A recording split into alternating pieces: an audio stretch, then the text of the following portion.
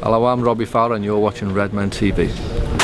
Hello, welcome to Redmen TV, where the breaking news is that Liverpool have completed the signing of Joe Allen from Swansea City in what was probably the least surprising bit of transfer news in the last couple of days, considering that he was at Anfield for the goal match.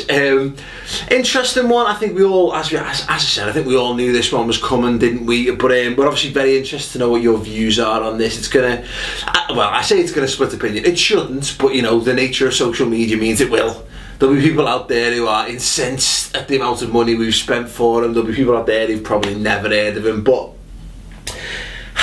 makes it interesting, doesn't it? Anyway, no, please do let us know your comments. For what it's worth, the way I tend to look at it, I mean, there's going to be a lot of people. I can hear people screaming Jordan Henderson's name at the screen as I as I say this.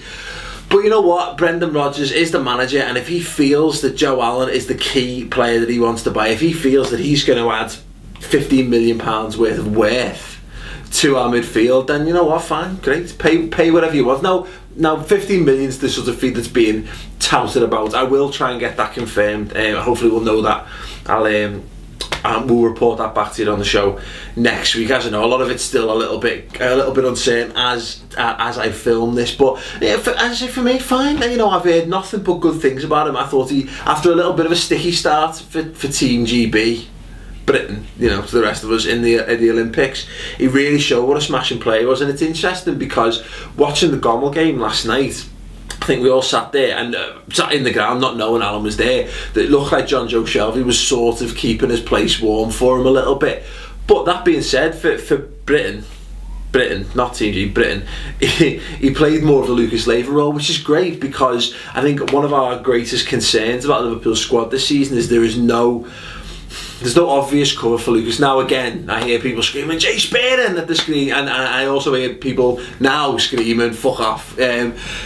Harsh, but you know, I think we've come to the understanding that Jay Spearing is fine to have around, but really we need, there's a massive quality gap between Lucas Leiva and Jay Spearing, and if Joe Allen can come and sit in there in the occasions where Lucas Leiva is not available, hopefully that doesn't happen. Hopefully he goes back to being the player he was 2 years ago, you know, Mr. Invincible in the middle of the park. But you know, these things happen to players, especially after they've had a serious injury. You know, you do tend to get more injuries once you've had injuries.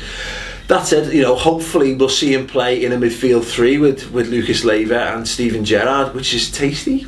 I mean, I've heard talk that he supposedly in the tiki-taka mould, he would be the Xavi, I suppose, the one who keeps the ball moving, you know, keeps things ticking over, and great. And the fact of the matter is, it's not like he was just bought. I mean, the thing with Jordan Henderson was, although he'd been playing in the Premier League, he was relatively obscure unless you're a massive under-21s buff. The thing with Joe Allen is people have been raving about him, and we've seen what he can do, and not just that. He's played under Brendan Rodgers, so the manager knows exactly what he can do. He knows what he can bring, and what Rodgers has constantly gone on about since taking the job, it's about the character of players. So it's not just looking at Football Manager and looking at FIFA and looking at what his stats are and going, oh, you know, tackling 11 out of 20. It fucking gives a flying fuck. The fact of the matter is, Brendan Rodgers knows football isn't just a stats game. It's about character, it's about having the right mentality, and he clearly believes that Joe Allen has got the right mental attributes to be a success at Liverpool. So fingers crossed he is. You know, I think it's a positive move. Please do let us know if you don't. I would suggest it's Friday night, go and get a pint, chill out, enjoy it. Anyone complaining that we weren't making any signings, there you go, two now. And the one we bought, the only one we had, scored the other day. So if you can have that kind of impact straight off the bat that Barini can, you know, then maybe we've got a great player for years to come. Another interesting note on that, of course, is that Barini, another player that Rodgers worked with, seems to have slotted in quite easily. Early doors, of course, against shit opposition, I know. But, you know, he understands the system. Joe Allen will come in and know the system, and it will take him fundamentally a lot less time to bed in than the players, in some respects, the players that we've maybe got at the club who are having to learn a brand new system. So there you go. The glass is very much half full on this wonderful Friday evening. Please do let us know your comments, and do tune in for the subscriber show as well. Obviously, the Daniel Agger saga rumbles on. We obviously discussed that at length on this week's 2-hour subscriber show bonanza. Let's look at Spain during the Euros. Well, that's it. You know, PK's just sprinting down the field. PK's better than any one of our strikers at finishing the ball. Full stop, like. Beckenbauer bombing through the middle, like. And again, Sergio Ramos. I hope we don't go down that route. I feel much more secure when we've got centre-backs. Well, most certainly. Or at least if we're going to have to make sure they've got lots and lots of pace, recovery pace. That, as I'm sure anyone's ever justified. As our left centre back. Anyone's ever justified Micah Richards' inclusion in the squad will understand what recovery pace means. Yeah, positional sense, zero. The bottom line for me, though, I'd really be sorry to see Aga go because I do think he's a great player. But you can understand. You can understand the outrage, can't you, from certain quarters? Do you remember the time a couple of years ago when everyone was asking where is Danny Aga? It's us. Yeah. It probably was right. we designed missing t-shirts for him and everything because he hadn't been seen for the first 6 months of the Royals. No one even knew if he was injured then. There was all kinds of rumours about him being a cokehead and absolutely everything. He had restaurants all around Liverpool, he had businesses going bust in Denmark. And it's like everyone forgets this because he had one season. You know what? It's daft. I've drawn back to this a few times recently. Xabi Alonso, yeah. You know, the people have glamorised Xabi Alonso's Liverpool career to a certain extent. He had a good first season for the first season.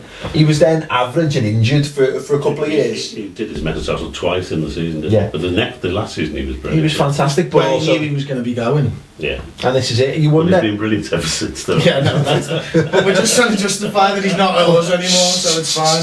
Yeah, well, you know, I'd be great to know, wasn't it? We talked about Aga in terms of your sketches, where you would have a sketch where, you know, Aga, you saw him getting injured.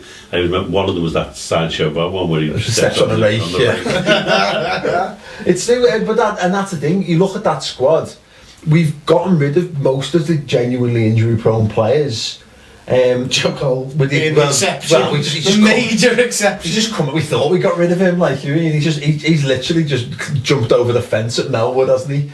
Pulled up a wheelie bin, and jumped over the wall, grabbed himself a top, and got back into training. Like, but it's true. You know, as I say, I can see it from both angles. But everyone likes Daniel Aga. He's such. We recognise good footballers, and he's the best footballing centre-half we've had since probably Sammy Hippier in his pomp. Yeah, it's funny though, because again, you look back and you glamorise what he does. He comes out with the fence.